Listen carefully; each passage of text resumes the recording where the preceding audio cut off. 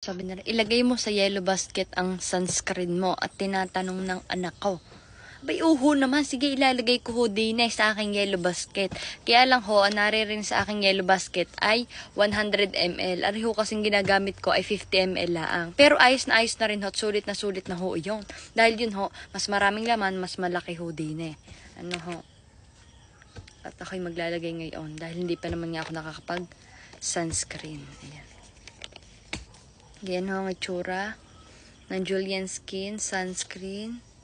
Areho ay non-sticky, paraben-free, at saka non-comedogenic. Yan, maglalagay tayo.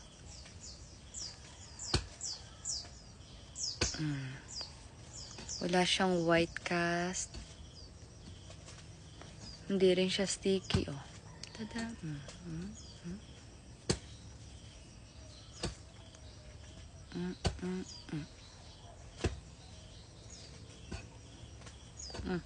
Wala nang cut-cut ito.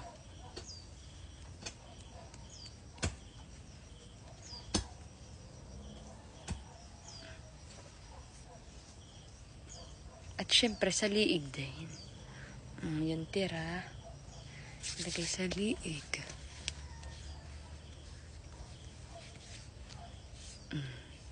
Fresh!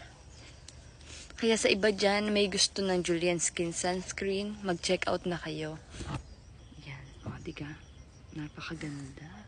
Lakas naka-fresh. Teka, lalabas nga ako. Yan. O. Diga. Hindi sticky. Saka, dapat talaga lagi tayo nagsasunscreen. Lalo na kung meron tayong mga dark spots day yan. O, para hindi mangitim. Diga ho. Yan ang aking face. Kaya ano pang hinihintay ninyo? Abay, mag-check out na kayo. Baka mami magkaubusan pa. Ay, nako. Bahala kayo.